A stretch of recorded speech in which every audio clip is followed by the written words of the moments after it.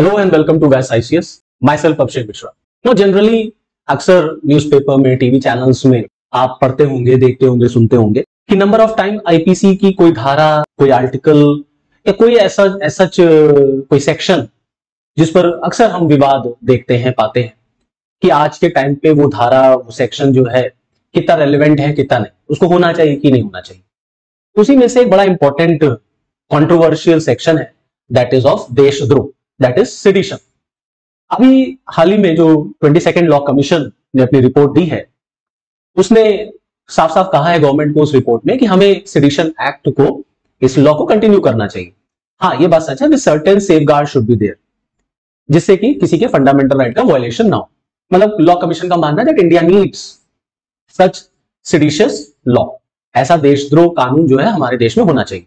अच्छा, मजे की बात यह है कि ये जो लॉ कमीशन की रिपोर्ट आई है, ये एक साल बाद उस जजमेंट के या उस सुप्रीम कोर्ट के कमेंट या फैसले के बाद आई है, जहां सुप्रीम कोर्ट ने गवर्नमेंट को क्लियर कट कह दिया था कि स्वतंत्र भारत में हमें ऐसे किसी भी कॉलोनियल कानून की कोई आवश्यकता नहीं है, क्योंकि डेमोक्रेसी में ऐसा देशद्रोह जैसा कानून जो है वो नहीं होना चाहिए। ऑलरेडी हमारे पास बहुत सारे ऐसे टफ कानून हैं, जैसे यूएपीए है हमारे पास, तो हमें सेडिशन एक्ट की कोई ऐसी जरूरत नहीं। तो आज के इस वीडियो लेक्चर में हम आपके साथ इन्हीं सारी टॉपिक्स पे, इन्हीं सारे बिंदुओं पे चर्चा करेंगे और समझने की कोशिश करेंगे कि ये सेडिशन लॉ है क्या, कहां पर इसका मेंशन है, कॉन्स्टिट्यूशन में है कि आईपीसी में, सुप्रीम कोर्ट ने क्या कहा, लॉ कमीशन ने क्या कहा। तो चलिए फिर शुरू करते हैं ना। पूरे डिटेल में जाने से पहले हम लोग ये समझते हैं कि ये सेडिशन होता क्या है, सेडिशियस एक्टिविटी क्या होती है, सेडिशन लॉ कैसे डिफाइंड होता है। तो देखिए, मैं आपको बताना चाहूंगा कि आईपीसी की जो धारा है, जो आईपीसी का सेक्शन 124 है हमारा 124A, इसमें आपको सेडिशन की परिभाषा देखने को मिलेगी।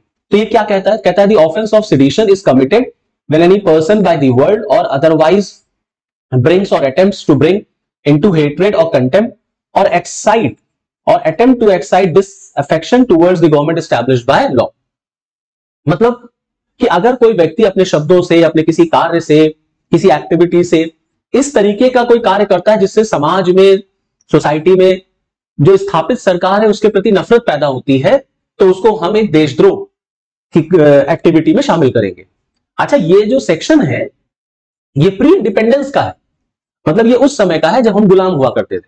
मतलब ये कॉलोनियल टाइम का लॉ है, रूल है, जो हमारे देश में चलता चला आ रहा था पोस्ट इंडिपेंडेंस भी। ब्रिटिशर्स ने इसको क्यों एड ऑन किया होगा या ब्रिटिशर्स ने इसको क्यों जोड़ा होगा, आईपीसी का जो सेक्शन 124A है, 124A, क्योंकि उनको भारत में चल रहे नेशनल मूवमेंट को दबाना था। इसी वजह से आप देखेंगे ब्रिटिशर्स जो हैं हमारे फ्रीडम फाइटर्स को अक्सर देशद्रोह के मुकदमे में जेल भेज दिया करते थे, किसी को काला पानी दे देते थे, किसी को कहीं भेज दिया करते थे। जैसे महात्मा गांधी के ऊपर देशद्रोह का मुकदमा चला, जैसे फॉर एग्जाम्पल बाल गंगाधर तिलक के ऊपर चला। लेकिन जब देश आजाद हो गया तो इस पर बहस शुरू हो गई कि क्या स्वतंत्र भारत में इस तरह के किसी कॉलोनियल एरा के कानून की या इस तरह के किसी कानून की आवश्यकता है। तो number of time supreme court ने इस पर अपनी अपनी बातें बोली हैं। लास्ट ईयर सुप्रीम कोर्ट ने साफ साफ गवर्नमेंट से कहा कि जहां सरकार इतने सारे कानूनों को खत्म कर रही है जो ऑब्सोलीट हो गए हैं, तो ऐसे कानून को गवर्नमेंट को खत्म कर देना चाहिए जिसकी अब समाज में कोई आवश्यकता नहीं, क्योंकि अब हम गुलाम नहीं है, अब हम डेमोक्रेटिक सिस्टम में रहते हैं और डेमोक्रेटिक सिस्टम में इस तरह के सेडिशियस लॉ की कोई आवश्यकता नहीं। न्यायालय ने यह भी बोला कि हम इसको उस कारपेंटर की तरह कंपेयर कर सकते हैं जिसके पास एक सॉ है, and instead of cutting a tree he cuts the entire forest. कि वो कारपेंटर जो है एक पेड़ काटने की जगह पर पूरा जंगल ही काटे दे रहा है, मतलब पूरा समाज इससे बर्बाद हो जाएगा, पूरा देश इससे बर्बाद हो रहा है। इसीलिए सुप्रीम कोर्ट ने गवर्नमेंट से कहा कि इस पर सोचिए, इस पर विचार करिए और इसको समय आ गया कि इसको खत्म कर दिया जाए। तो सुप्रीम कोर्ट के उस वर्डिक्ट के बाद, उसके ठीक एक साल बाद लॉ कमीशन की रिपोर्ट आती है। 22वें लॉ कमीशन की रिपोर्ट आई है और 22वें लॉ कमीशन की जो रिपोर्ट है उसको तैयार किसने किया है, तो कर्नाटका हाईकोर्ट के chief justice, former chief justice Rituraj Awasthi साहब ने। अब इन्होंने जो रिकमेंडेशन दी है गवर्नमेंट को, वो अपने आप में जो है एक, मतलब कह लीजिए एक सरप्राइजिंग फैक्टर है, और सुप्रीम कोर्ट ने जो कहा उसके ठीक अपोजिट चला गया। तो इन्होंने गवर्नमेंट से कहा है कि हमें भारत में ऐसे कानून की आवश्यकता है, हमको इस कानून को रिटेन करना चाहिए, हमें इस कानून को रिटेन करना चाहिए। हाँ, यह बात सच है कि इस कानून में हम कुछ संशोधन करें, कुछ सेफगार्ड्स जोड़ दें, तो जो सुप्रीम कोर्ट ने कहा था उसके अगेंस्ट कहीं ना कहीं लॉ कमीशन की ये रिपोर्ट आई। 1962 की एक घटना है, मैं आपको यहां पर उसको बताना चाहूंगा, जिक्र करना चाहूंगा। 1962 में सुप्रीम कोर्ट में Kedarnath Singh versus state of Bihar case लड़ा गया, जिसमें सुप्रीम कोर्ट ने आईपीसी सेक्शन 124A को अपहेल्ड कर दिया, इसकी कॉन्स्टिट्यूशनल वैलिडिटी को अपहेल्ड कर दिया, इसको सही माना कि हाँ नहीं है, ये जो आईपीसी का सेक्शन 124 है ये सही होना चाहिए, लेकिन ये भी कोर्ट ने कहा इसका मिसयूज नहीं होना चाहिए। और सिर्फ सरकार की आलोचना मात्र कर देने से कोई भी अपराध जो है वो राष्ट्रद्रोह या देशद्रोह में नहीं आ जाता। तो राष्ट्रद्रोह या देशद्रोह है क्या? क्या सिर्फ सरकार की आलोचना कर देना राष्ट्रद्रोह है, देशद्रोह है? तो मैं यहां को एकदम क्लियर कर देना चाहूंगा कि सुप्रीम कोर्ट ने यह बात साफ साफ कह दी है, अपने कई फैसलों में कोर्ट ने कहा कि गवर्नमेंट की आलोचना करना डेमोक्रेसी में पब्लिक का फंडामेंटल राइट है और सरकार को अपनी आलोचना सुननी भी चाहिए। वाद विवाद की जगह लोकतंत्र में होती है। हम कोई ब्रिटिश एरा में नहीं रह रहे कि हम कुछ बोल नहीं सकते, हम कुछ कह नहीं सकते। आपने कुछ बोला तो अंग्रेज आए और अंग्रेज आपको लेकर गए और जेल में आपको बंद कर दिया, आपके ऊपर देशद्रोह का मुकदमा लगा दिया। डेमोक्रेटिक सिस्टम में यह नहीं हो सकता। यहां राज्य जो है आपके फंडामेंटल राइट का वायलेशन नहीं कर सकती, और कॉन्स्टिट्यूशन ने आपको फंडामेंटल राइट दे रखा, right to speech, right to assemble. तो सरकार की आलोचना कर देना क्या देशद्रोह है? तो सरकार की आलोचना कर देना कहीं से भी देशद्रोह नहीं है। लेकिन समय समय पर यह देखा जाता है, चाहे केंद्र की सरकारें हो चाहे राज्य की सरकारें हो, अक्सर अपने खिलाफ कोई बात सुन नहीं सकती, कोई बात बर्दाश्त नहीं कर सकती कि उनको किस तरीके से आपने क्रिटिसाइज कर दिया, उनकी नीतियों की आपने आलोचना कैसे कर दी। तो जब उनको लगता है कि हाँ ये व्यक्ति, ये संस्था मेरे लिए खतरा पैदा कर सकती है भविष्य में, या खतरा पैदा कर रही है, तो क्या करते हैं, आपको गिरफ्तार करा लेंगे और आपके ऊपर देशद्रोह का मुकदमा ठोक देंगे। अब आप जाइए सड़िए जेल में जाकर के, क्योंकि आपके ऊपर तो राष्ट्रद्रोह का मुकदमा लग गया, देशद्रोह का मुकदमा लग गया। तब हाईकोर्ट जाइए, सुप्रीम कोर्ट जाइए, तब सुप्रीम कोर्ट हाईकोर्ट आपके ऊपर से वो आईपीसी की धाराएं हटाएगा। तब तक आप जेल में सड़ रहे हैं, तब तक आप जेल में बंद हैं। इसी वजह से कोर्ट ने कहा कि हमें इस, ठीक है, केदारनाथ सिंह ने कहा कि कानून की वैलिडिटी है, लेकिन इसका मिसयूज रुकना चाहिए, और सिर्फ गवर्नमेंट की आलोचना कर देना ही राष्ट्रद्रोह नहीं होता। और अगर मान लीजिए फॉर एग्जांपल कोई व्यक्ति किसी भी गवर्नमेंट की इकोनॉमिक पॉलिसी की, फॉरेन पॉलिसी की, या एक्सवाइजेड किसी भी पॉलिसी की आलोचना कर रहा है कि हाँ देश में महंगाई बहुत है, देश में बेरोजगारी बहुत चल रही है, या एक्सवाइजेड कुछ भी है, तो क्या सरकार, राज्य जो है आपके ऊपर राष्ट्रद्रोह का मुकदमा लगा देगी? तो ये नहीं हो सकता, ये ठीक नहीं है, क्योंकि हमें आलोचना करने का राइट है, हमें प्रश्न पूछने का अधिकार है।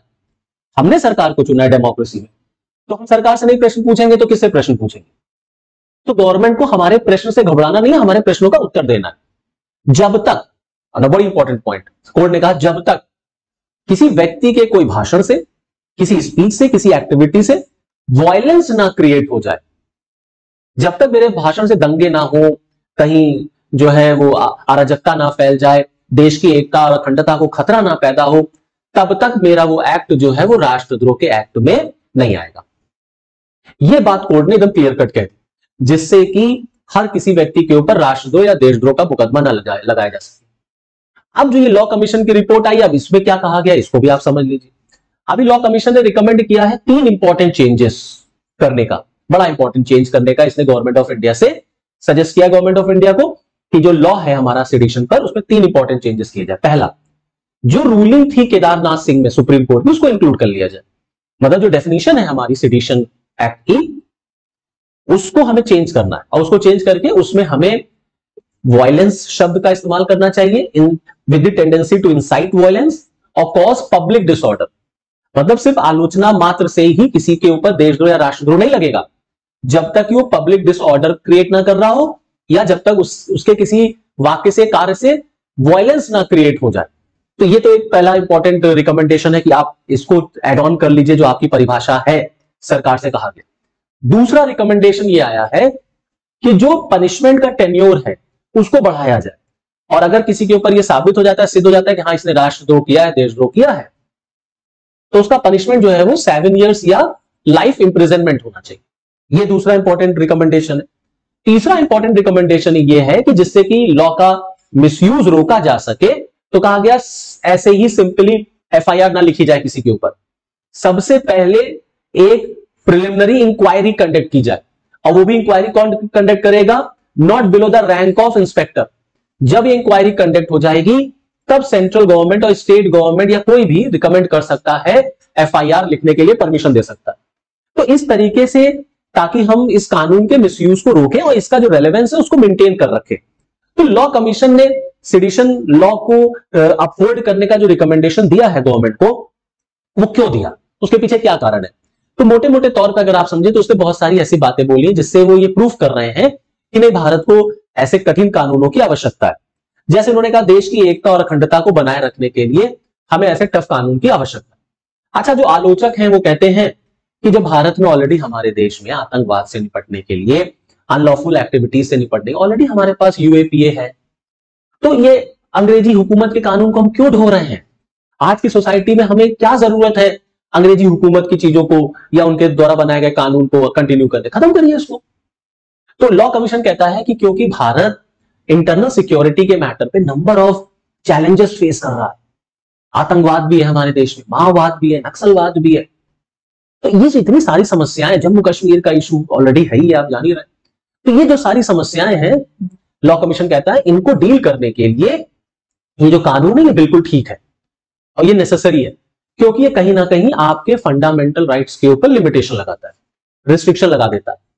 तो ये कानून, कमीशन ने कहा, ये कानून जो है देश की एकता अखंडता को बनाए रखने के लिए बिल्कुल ठीक है, जरूरी है। ठीक, तो पहला तो ये बात हो गई। दूसरा, जब वाद विवाद होता है कि ये कानून होना चाहिए कि नहीं होना चाहिए, तो एक तर्क ये दिया जाता है, जो लोग इसको हटाना चाहते हैं, जो इसको रिपील करना चाहते हैं, वो कहते हैं देखिए, ब्रिटेन में जिसके हम गुलाम थे उसने 2009 में ही हटा दिया और हम अभी भी इसको अपने लॉ की किताब में इसको ढो रहे हैं, इसको कंटिन्यू किए हुए। तो जिस देश के हम गुलाम थे वहां है नहीं और हमारे देश में ये कानून चलता चला आ रहा है, तो हमें इसको भी हटा देना चाहिए, हम इसको कोई जरूरत नहीं। लेकिन जो लॉ पैनल था, जो लॉ कमीशन ने कहा है रिपोर्ट में, वो ये कि बहुत सारे ऐसे एडवांस डेमोक्रेसीज हैं अक्रॉस द वर्ल्ड जहां थोड़े बहुत चेंज करके आज भी सेडिशन लॉ जो है वो कंटिन्यू रखा गया है, तो भारत में भी एक लॉ जो है वो कंटिन्यू होना चाहिए। दूसरा इंपॉर्टेंट जो तर्क आता है जब वाद विवाद होती है, डिबेट होता है, तो कहा जाता है कि जो लोग इस कानून को रिपील कराना चाहते हैं, वो जब आर्ग्यूमेंट देते हैं तो कहते हैं there are several counter terror legislations in India that can adequately take care of the threat against the state. Already हमारे देश में बहुत सारे काउंटर टेरर लेजिस्लेशंस हैं, केंद्र के हैं, राज्य के हैं, जैसे हमारे यहाँ पोटा होता था, जैसे हमारे यहाँ टाडा, जैसे हमारे यहाँ रासुका है, जैसे हमारे यहाँ यूएपी है, तो तमाम हमारे यहाँ काउंटर टेरर लेजिस्लेशंस हैं, तो हमें इसको जरूरत नहीं है कंटिन्यू करने की, इसको हटा देना चाहिए। तो इसी का जब आंसर लॉ कमीशन देता है, तो लॉ कमीशन कहता है while anti-terror legislations can be invoked for act that threatens national security, sedition is frequently invoked to punish political speech or actions। मतलब ये कहने का कि जब इसको हटाने का तर्क दिया जाता है तो कहा जाता है देखिए, जितने भी हमारे यहाँ एंटी टेरर लेजिस्लेशंस हैं वो तो तभी लग पाएंगे जब कोई टेररिस्ट एक्टिविटी होगी, है कि नहीं? जब कोई माओइस्ट एक्टिविटी होगी, जब कहीं नक्सलाइट अटैक होगा, तो जब पुलिस उनको अरेस्ट करती तो उनके ऊपर एंटी टेरर लेजिस्लेशंस लगा देगी।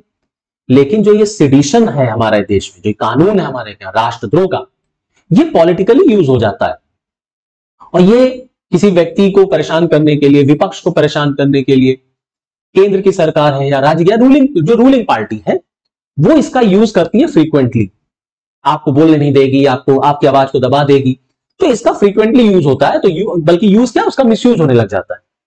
तो लॉ कमीशन ने जो अपना आंसर दिया है वो ये कि एग्जिस्टिंग जो एंटी टेरर लेजिस्लेशंस हैं, दे आर नॉट एप्लीकेबल, और you can say that they don't cover all the elements of the offence and investigated under section 124A of IPC.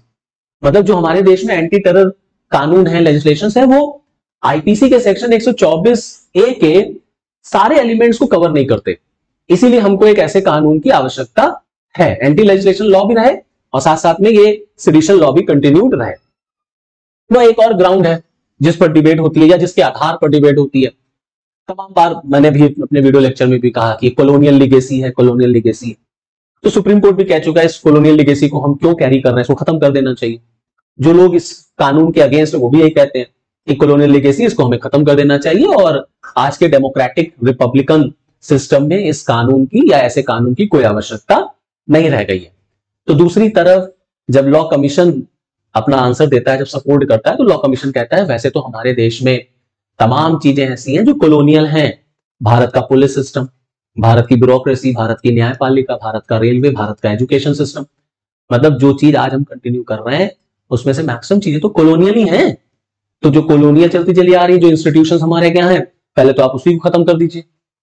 मतलब लॉ कमीशन का कहना है इस बात पे कोई दम नहीं है कि जो चीज कॉलोनियल है हमारे देश में उसे हम खत्म कर दें, उसे हम समाप्त कर दें। भाई इंडियन सिविल सर्विसेज भी तो कॉलोनियल है, तो उसको भी आप समाप्त कर दीजिए। पुलिस सेवा भी तो कॉलोनियल है, उसको भी आप समाप्त कर दीजिए। तो लॉ कमीशन का कहना है कि इसमें कोई दम नहीं है कि वो कॉलोनियल है तो उसको हम खत्म कर दें। अब जो लोग कहते हैं कि ये कॉलोनियल है, वो कहते हैं कि देखिए इसका इस्तेमाल तो अंग्रेज करते थे फ्रीडम फाइटर्स के खिलाफ, वो देश की आजादी, जंग आजादी की लड़ाई को कमजोर करना चाहते थे, तो वो हमारे फ्रीडम फाइटर्स को देशद्रोह के मुकदमे में डाल देते थे। अब आज तो हमको जंग आजादी लड़नी नहीं है, आज तो हमको आजादी की डिमांड करनी नहीं है, तो अब आज इसकी क्या आवश्यकता है? तो अगर आज राज्य जो है वो अगर आप उसके अगेंस्ट कुछ बोल दें तो वो तुरंत आपके ऊपर देशद्रोह का मुकदमा लगा देगी। तो ये ठीक नहीं है आज के रिपब्लिकन डेमोक्रेटिक सेटअप में, जहां हर व्यक्ति के फंडामेंटल राइट्स हैं और स्टेट को उसके फंडामेंटल राइट को रिस्पेक्ट करना होता है। तो लॉ कमीशन ने इसका जजमेंट या इसका आर्ग्यूमेंट या इसके अगेंस्ट जो आर्ग्यूमेंट दिया वो यही कि तमाम चीजें हमारे क्या कॉलोनियल एरा की हैं, तो क्या हम सबको खत्म करते चलेंगे? आज भी तुम कंटिन्यू किए हुए बहुत सारी चीजें। तो कुल मिलाकर के नटशेल में यही वाद विवाद रहा है कि सेडिशन लॉ जो है वो होना चाहिए कि नहीं होना चाहिए। यहां पर सुप्रीम कोर्ट ने क्या कहा वो मैंने आपके साथ डिस्कस कर दिया, और लॉ कमीशन ने क्या कहा है अपनी लेटेस्ट रिपोर्ट में वो डिस्कस कर दिया। So this is all from this video lecture. Okay, thank you.